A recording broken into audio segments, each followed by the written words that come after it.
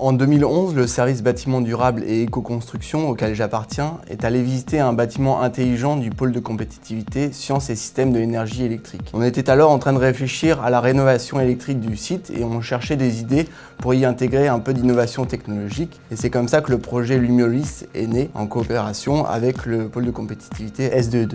Le projet Lumiolis s'est articulé autour d'un thème central pour le développement des énergies renouvelables qui est l'autoconsommation d'électricité à partir de panneaux photovoltaïques. C'est l'idée qu'on peut auto-consommer son énergie qu'on produit localement. Aujourd'hui, on achète l'électricité du réseau 1 €.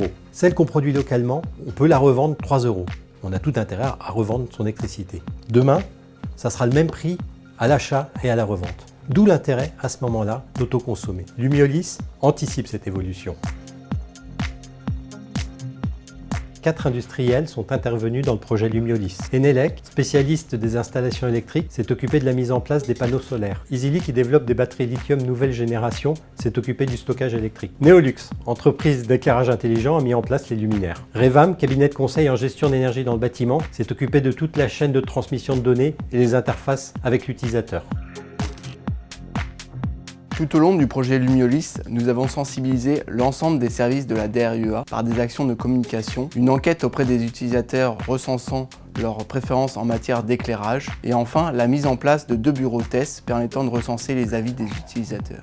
Dans le projet Lumiolis, le pôle est intervenu à toutes les étapes du projet, depuis son émergence, le montage du projet, le suivi et le déroulement du projet et sa valorisation. Nous allons valoriser ce projet Lumiolis de différentes manières. D'une part, nous avons déjà engagé une forme de valorisation lors d'une présentation à un séminaire organisé sur l'innovation au ministère des Finances. D'autre part, nous allons généraliser à nos bâtiments cette expérimentation, nous appuyer sur le réseau public et privé qui s'est constitué à cette occasion pour démultiplier cette expérimentation et faire profiter l'ensemble des acteurs, publics ou privés, des possibilités qu'elle offre. Pour la DRUA, notre intérêt est double.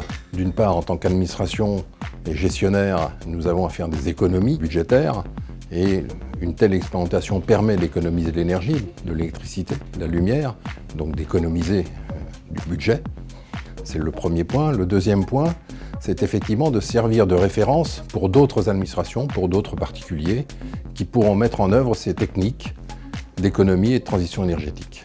Grâce au projet Lumiolis, on espère réaliser 80% d'économies sur la partie éclairage. Le site d'expérimentation de Lumiolis nous permet de montrer que l'autoconsommation est économiquement viable et que c'est techniquement possible.